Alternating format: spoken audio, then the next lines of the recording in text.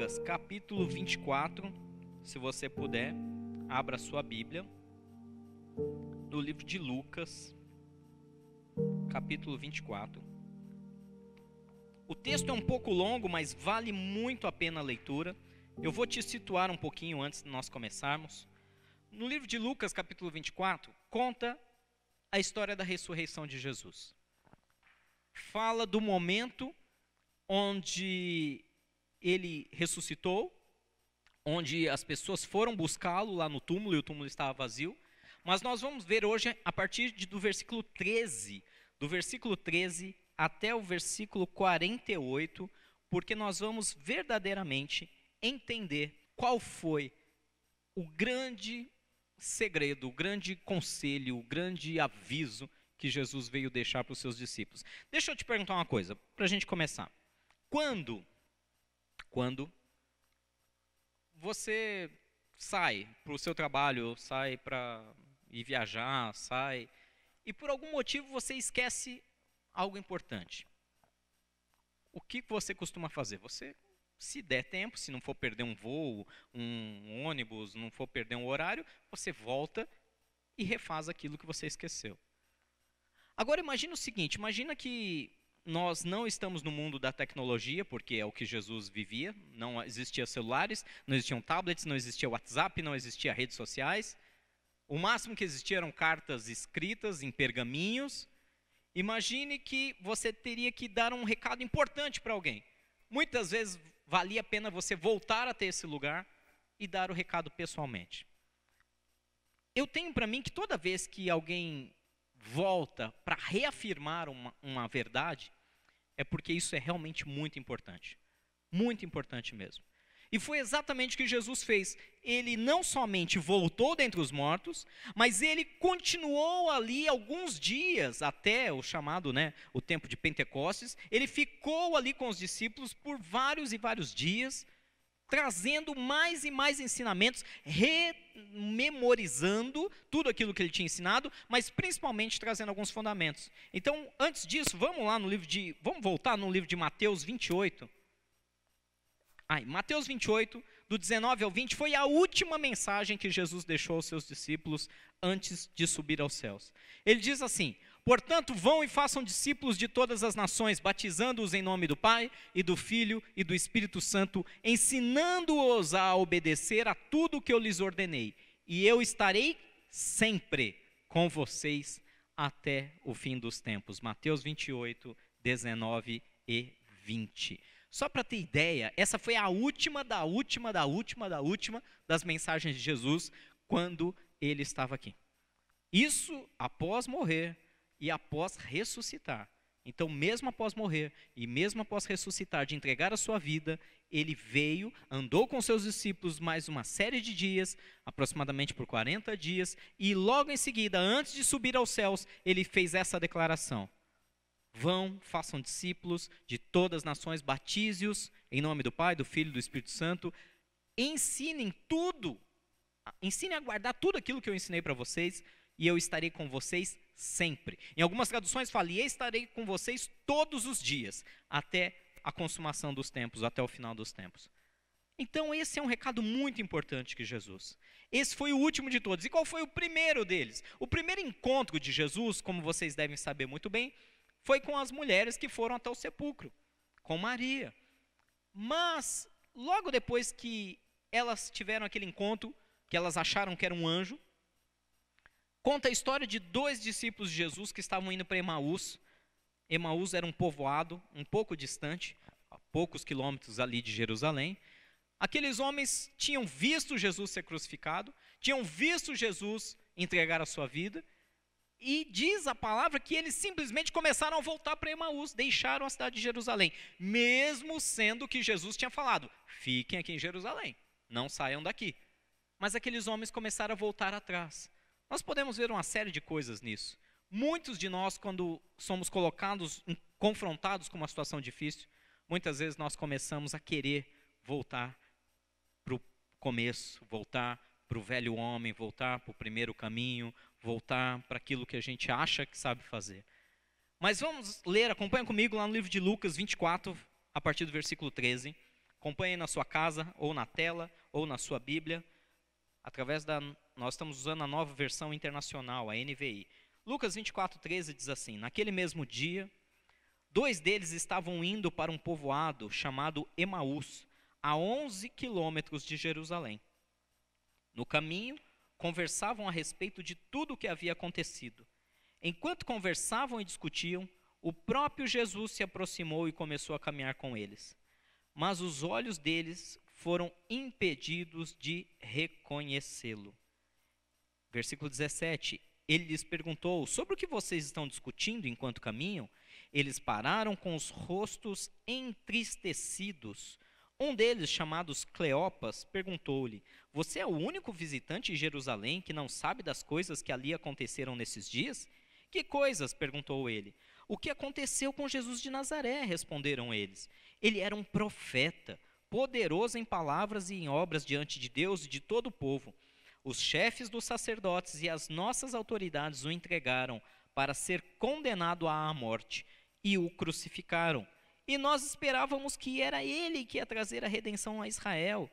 E hoje é o 3º dia desde que tudo isso aconteceu.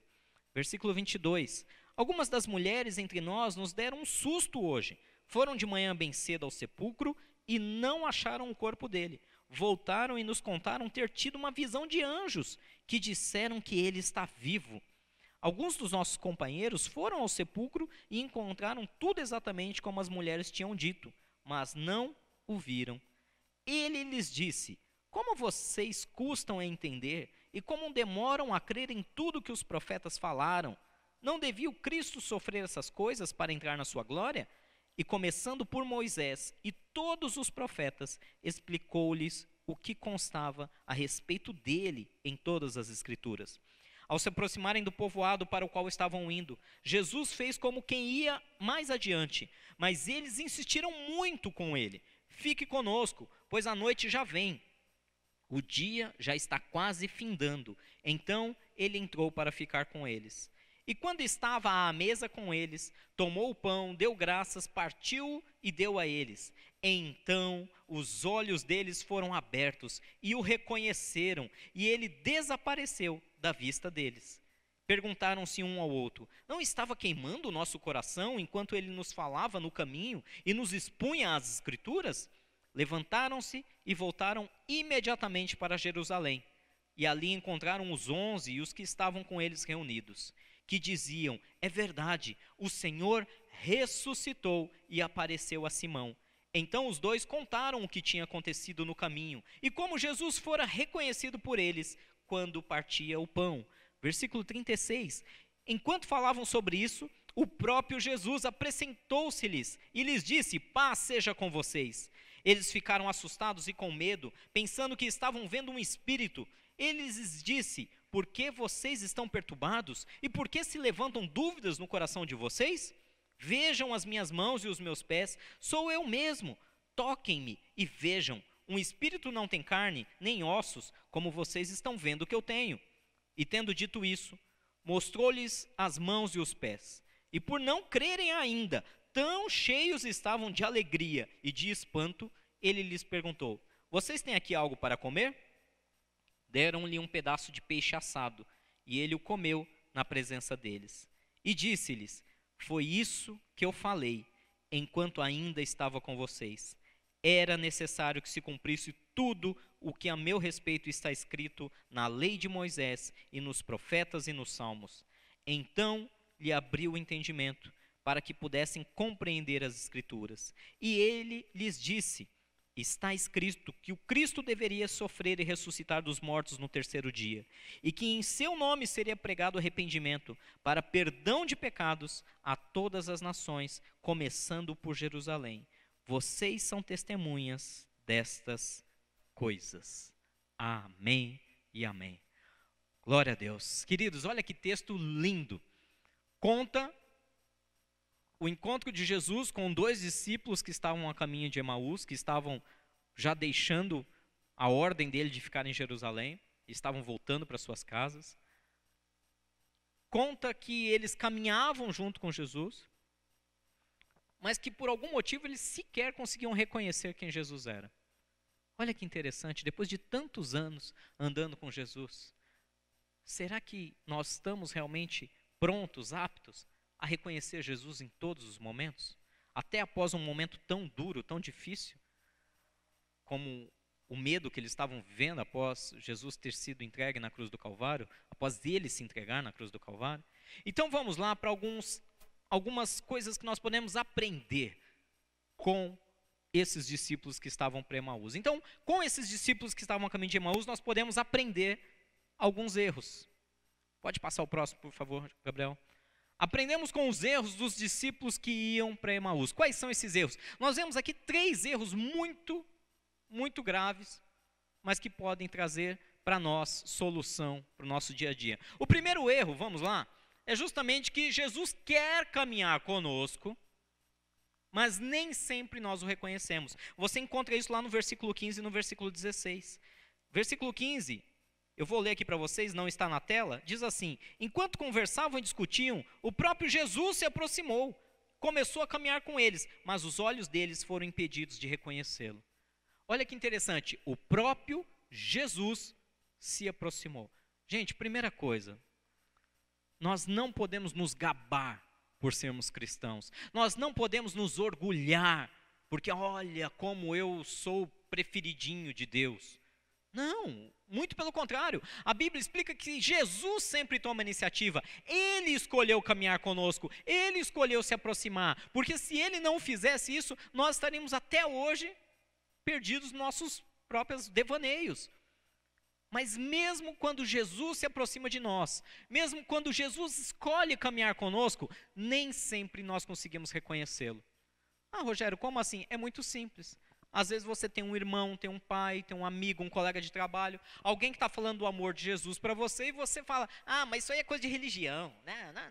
Não quero saber de religião, isso não é Jesus. Não, muito pelo contrário. Jesus está querendo se apresentar a você de todas as formas, pela Bíblia, pelos cultos na TV, na internet, pelo WhatsApp, pelos papos com os amigos, com os familiares. Jesus está querendo se apresentar e mostrar o quanto Ele nos ama. Mas muitas e muitas vezes nós não o reconhecemos, porque nós colocamos uma visão, um óculos, nós colocamos uma lente que acaba nos trazendo um preconceito e não reconhecemos quem Jesus é. Não reconhecemos que Jesus está diante dos nossos olhos, falando diretamente aos nossos corações. Às vezes nós somos cristãos de longa data, de muitos anos. E justamente por ouvir a palavra por muitos anos, quando começa uma pregação, eu já ouvi esse texto, já até sei o que o pregador vai falar. Não, isso aí eu já conheço, eu já sei. Nenhuma novidade isso para mim. E por não estar aberto ao que o Espírito Santo quer revelar naquele momento, a uma nova palavra, a um novo momento, nós não reconhecemos Jesus. O segundo erro muito perigoso que aconteceu também com eles, vamos lá, é que eles estavam tristes. Por que eles estavam tristes? Porque eles não tinham uma visão correta de quem Jesus era. Você encontra isso lá no versículo 17 até o 21, eu vou ler de novo com vocês, acompanhem aqui comigo. E ele lhes perguntou: sobre o que vocês estão discutindo enquanto caminham? Eles pararam com os rostos entristecidos. Eles estavam com o rosto triste. Um deles, chamado Cleopas, perguntou-lhe: você é o único visitante de Jerusalém que não sabe das coisas que aconteceram aí nesses dias? E aí, olha interessante, versículo 19, que coisas? Perguntou ele, Jesus perguntando. O que aconteceu com Jesus de Nazaré? Responderam eles. Ele era um profeta, poderoso em palavras e obras diante de Deus e de todo o povo, mas os chefes e sacerdotes e as nossas autoridades o entregaram para ser condenado à morte e o crucificaram, e nós esperávamos que era ele que ia trazer a redenção a Israel. Sabe por que aquele povo estava triste? E sabe por que muitas vezes nós estamos tristes com o Evangelho e com Jesus? Porque nós de fato não sabemos quem Jesus é. Ah, Rogério, agora você pegou pesado. Não, eu estou falando sério. Sabe por que aqueles homens estavam tristes? Olha o que eles declararam de Jesus. Jesus, quando chegou diante de Pedro, falou: e aí, Pedro, e você? Quem você diz que eu sou? Pedro foi curto e grosso, deu a resposta mais linda. E ainda Jesus disse: essa resposta não vem de você, foi o Pai que te revelou isso. Quando Pedro disse: tu és o Cristo, o Filho do Deus vivo. Mas na cabeça daqueles 2 discípulos que estavam indo para Emaús, na cabeça daqueles 2, Jesus era um profeta poderoso em obras, diante dos homens, diante de Deus. Eles estavam mais presos ao que Jesus podia fazer, ao poder, às profecias, às revelações, às curas, aos milagres. Eles estavam muito mais presos ao que Jesus poderia oferecer. Como nós costumamos dizer aqui, eles estavam mais afeitos ao que as mãos de Jesus faziam do que a própria face que resplandecia quem Jesus era. Eles estavam tendo uma visão deturpada, e muitos cristãos hoje ainda o têm. Uma visão totalmente deturpada de Jesus, que Jesus é só o que abençoa, o que faz, o que revela, o que profetiza, o que cura, o que transforma. Ele é tudo isso, mas acima de tudo isso, Ele é o Cristo, Filho do Deus vivo. Ele é a vida e a ressurreição, Ele é a salvação, Ele é a porta pelo qual nós entramos na eternidade. Ele é o sol da manhã, Ele é a estrela da manhã, Ele é a nossa torre forte. Jesus é tudo, é o princípio e o fim de todas as coisas, não é apenas um profeta. E olha que interessante, diz aí no versículo 21, nós esperávamos que fosse Ele que fosse redimir a Israel. Qual que era a esperança dos camaradas? Uma esperança política. Não vou entrar nesse tema, vocês sabem o que eu penso. Para mim, Estado e religião não deveriam se misturar. E mais do que isso, se de fato aqueles que são cristãos se posicionassem como cristãos no meio da sociedade, não estaríamos passando toda essa onda de governos corruptos atrás de corruptos, de governos maldosos atrás de maldosos, de pessoas que não se importam com o sofrimento humano, mas sim com os seus projetos de poder. Olha o que eles pensavam, achávamos que era Ele que ia redimir Israel. Eles estavam achando que Jesus ia vir como o rei de Israel e libertar eles do Império Romano. Tem muito cristão que está achando que Jesus está preocupado demais com a nossa política. Ah, Rogério, quer dizer que Jesus não está preocupado? Não foi isso que eu disse. Tem gente que está achando que Ele está preocupado demais. A maior preocupação de Jesus é trazer salvação a toda a humanidade. O maior objetivo de Jesus, quando Ele deixou a sua glória e veio a esse mundo para ser um humano, Ele não estava nem aí se o império era romano, era grego, era o que fosse, assírio, era egípcio. Tanto que todas as vezes que Jesus foi confrontado com questões políticas, Ele simplesmente se evadiu, falou, olha, eu não tenho nada a ver com isso, meu reino não é daqui, eu não sou desse mundo. Está na hora, cristão, de entender que você não é desse mundo. Para de brigar fervorosamente, defendendo A, B ou C, ou criticando Z, X, Y. Todos nós sabemos.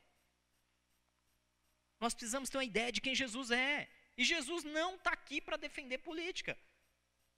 Olha, honestamente, eu estou cansado de ver. A direita usa todo o fundamentalismo para poder professar Jesus e justificar que Jesus está com eles. A esquerda usa toda a base social para justificar Jesus e dizer que Jesus está com eles. Desculpe a sinceridade, Jesus não está com nenhum, nem com o outro. Ele está com aqueles que entendem que nós não somos desse mundo. Jesus está com aqueles que entendem que nós vamos viver uma eternidade com Ele. Enquanto isso, oramos e clamamos a Ele, para que Deus nos dê pessoas justas, honestas e que tenham preocupação com o povo para governar. E não é o que está acontecendo. Está acontecendo, parece uma arena, né? Até cristãos se degladiando, porque não entende quem Jesus é. Jesus é a vida eterna. Jesus é a salvação. Jesus é a porta para uma vida que não há mais choro, não há mais dor, não há mais lágrima. E esse dia vai chegar e pode ser que mais breve do que a gente imagina. Amém? Tem um terceiro erro muito perigoso que eles cometeram e que nós como cristãos temos que ficar atentos, que é ficar cético aos testemunhos, aos milagres. Olha que interessante, lá no versículo 22 ao 24 eu vou ler. Algumas das mulheres entre nós nos deram um susto hoje, foram de manhã bem cedo no sepulcro e não acharam o corpo dele. Voltaram e nos contaram ter tido uma visão de anjos que disseram que ele está vivo. Alguns de nossos irmãos companheiros foram ao sepulcro e encontraram tudo exatamente como as mulheres tinham dito, mas não o viram. Olha que interessante. As mulheres foram, testemunharam que Jesus estava vivo, e eles, a gente está triste aqui porque Jesus morreu, ele foi crucificado. Mas as mulheres falaram que ele está vivo. Alguns irmãos também até disseram que foi do jeito que elas estão falando, mas, nós como cristãos precisamos valorizar mais os testemunhos. Um irmão vem e fala, olha, hoje o dia foi uma bênção, eu não tive uma dor de cabeça. E a gente fala, grande coisa, é o mínimo que se espera. É o mínimo que se espera para você que é saudável. E se aquela pessoa tem enxaqueca todo dia? Você não sabe. Você não está calçando os sapatos dela. Eu não estou calçando os sapatos dela. Nós precisamos valorizar mais os testemunhos. Quando alguém vem e diz que Deus fez algo, por mais que pareça simples para você, por mais que pareça banal para você, pode ter sido grande transformação na vida dela. Eu me lembro um dia, eu era bem jovem, devia ter uns 20 anos, sei lá, nem lembro, 20 e poucos anos. E um dia eu tive uma experiência tão sobrenatural com Deus, mas tão sobrenatural com Deus. E eu não sabia como explicar aquilo para as pessoas. E aí eu lembro que chegou uma irmã da igreja, também do nosso grupo de jovens da época, e ela falou, por que você está chorando? E eu estava chorando de alegria, porque a experiência tinha sido muito intensa. E aí eu falei, Deus falou comigo. E eu lembro do olhar de desdenho dela, quando ela, é claro que Deus falou com você, Deus fala com todo mundo. Eu, não, você não está entendendo, Deus falou comigo. E ela, grande coisa, Deus fala, e para isso precisa chorar? Onde que eu estou trazendo isso? Deus me trouxe à memória esse momento, não porque, graças a Deus, não tenho mágoa, rancor, nada disso, mas Deus me trouxe à memória esse momento, porque me faz perceber como nós estamos insensíveis aos testemunhos daqueles que estão ao nosso redor. Para mim, aquele foi o dia mais marcante da minha vida. Foi a experiência mais sobrenatural que eu já tive em toda a minha existência com Deus. E para ela tinha sido uma coisa normal, porque é claro que Deus fala conosco. Mas eu sei do que eu estava falando, eu sei da diferença que fez para mim naquele momento. Nós precisamos valorizar o testemunho de cura, de milagre, o testemunho de libertação, de salvação, quando Deus fala com cada um de nós. Precisamos apoiar mais os nossos irmãos. Nós vemos esses 3 erros muito graves. Nós vemos que Jesus quer caminhar com eles, mas eles não o reconhecem, por causa muitas vezes de uma visão preconceituosa. Nós vimos que eles estavam tristes, e tudo isso porque eles tinham uma visão deturpada de Jesus, eles esperavam outra coisa de Jesus, ficavam esperando só as bênçãos e a libertação política, mas não reconheciam que ele era a própria vida eterna. E nós vemos também que eles foram céticos quanto ao testemunho dos seus próprios irmãos. Muitas vezes em comunhão, nós não valorizamos o testemunho uns dos outros. Esses foram 3 erros muito graves, mas aí Jesus interveio. Olha que legal, Jesus falou, opa, deixa eu parar com essa onda de sucessão de erros. Nós vemos no versículo 25, 26 e 27, que Jesus começou a ter paciência de novo com a gente. Isso é uma ótima ilustração de como Jesus é bondoso, como Jesus aguenta a nossa falta de fé. E ele com muita paciência começou a nos ensinar de novo, através dessa mensagem. Ele lhes disse, versículo 25, como vocês custam a entender e como demoram a crer em tudo que os profetas falaram. Não devia o Cristo sofrer essas coisas para entrar na glória? E começando por Moisés e todos os profetas, explicou-lhes o que constava a respeito dele em todas as Escrituras. Olha, Jesus intervindo. E aí a gente vê uma mudança na chave. Jesus pôs a mão, mudou tudo. Olha o que acontece agora, nós vamos ver alguns acertos. O que nós podemos aprender com os acertos dos discípulos que estavam a caminho de Emaús neste momento? Depois que Jesus começou a ensinar, o primeiro acerto que nós vamos ver está lá no versículo 29. Eles perceberam, opa, ensino, palavra de Deus, opa, eu gosto disso, é muito bom. Então eu não vou deixar isso se perder, eu vou insistir. Jesus fez como quem ia passar adiante, não ia ficar naquela cidade, naquele povoado. Mas no versículo 29 diz, eles insistiram muito com ele. Fique conosco, pois a noite já vem, o dia já está quase findando. Então ele entrou para ficar com eles. Meus queridos, agora é hora. Vocês receberam 40 dias de uma série na mesma linha. Vocês estavam jejuando, espero eu, por 40 dias. Vocês estavam orando, acredito em todos nós, por esses 40 dias. Agora é hora de falar: Jesus, não sai daqui. Você chamou a presença do Espírito Santo para a tua casa nesses dias. Você buscou mais de Deus nesses dias. Agora é hora de não deixar ele ir. Insista para que Jesus fique com você. Insista para que ele continue aí na sua casa. Insista para que ele continue, para que os devocionais continuem. Minha sugestão, você recebeu 40 devocionais nesses dias. Todas as manhãs você recebia no seu WhatsApp. Minha sugestão, faça o seu devocional agora. Não pare, aproveita o embalo. Insiste para que Jesus continue. Faça devocionais todas as manhãs. Separe um tempo. Se feche num lugar. Tire o celular de perto. Busque a Deus ali de maneira simples. Uma simples oração, 1 ou 2, no máximo 5 versículos, leitura, medite naquela palavra, ore, agradeça ao Senhor, louve ao Senhor, faça isso. Aproveite e insista para que Jesus continue com você. Esse é o primeiro acerto. Nós temos mais um acerto, que é o ponto 5, que eles reconheceram que a palavra ardia no coração deles. Olha o que fala no versículo 31 e 32. Então os olhos deles foram abertos e o reconheceram, e ele desapareceu da vista deles. Mesmo Jesus desaparecendo dos olhos dele, diz no 32, perguntaram-se um ao outro: não estava queimando no nosso coração enquanto ele nos falava no caminho e nos expunha as Escrituras? Olha que interessante. Mesmo que aparentemente você não esteja vendo Jesus, você sabe que ele está ali. E você traz à memória a palavra que ele plantou no seu coração.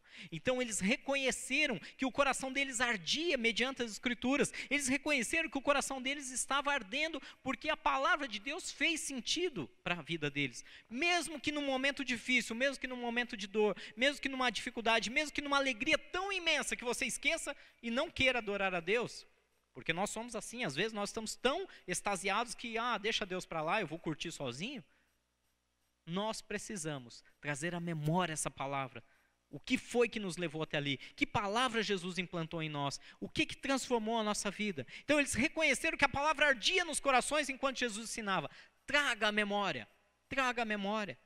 E o terceiro acerto, que é o 6º ponto de hoje que nós vamos ver, que não ficaram só nisso. E agora é um desafio para toda a igreja. Eles, quando receberam, reconheceram e perceberam tudo isso, eles correram imediatamente para testemunhar. Imediatamente. Olha o que fala o versículo 33. Levantaram-se e voltaram imediatamente para Jerusalém. Ali encontraram os 11 e os que estavam com eles reunidos. Imediatamente. Qual é a desculpa? Qual é a desculpa, crente? Qual é a desculpa, cristão? Qual é a desculpa? Até quando nós vamos colocar desculpa? Eu tenho medo. Eu tenho vergonha. Vergonha do quê? Vergonha do que vão dizer, do que vão pensar? Sim, a gente é meio maluco mesmo.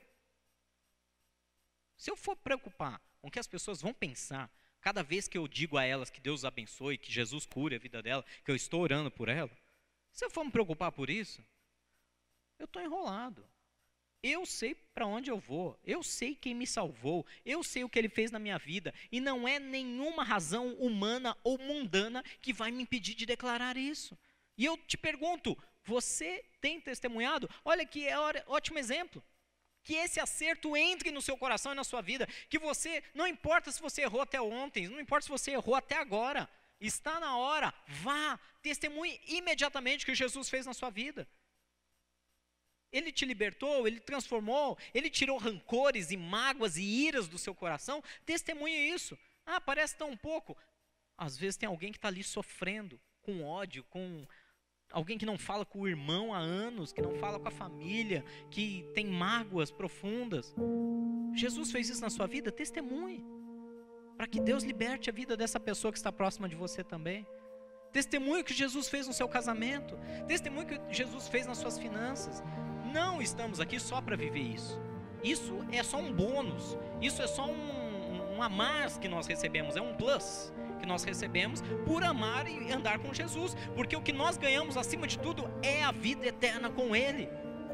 E aí as demais coisas nos são acrescentadas. Testemunhe imediatamente. Amém? E para finalizar, vamos lá, eu quero ler de novo versículo 46, 47, 48 com você, que diz assim: E ele lhes disse: está escrito que o Cristo haveria de sofrer e ressuscitar dos mortos no terceiro dia. Aleluia, é hoje. E que em seu nome seria pregado o arrependimento para perdão de pecados a todas as nações, começando por Jerusalém. Vocês são testemunhas dessas coisas. Amém?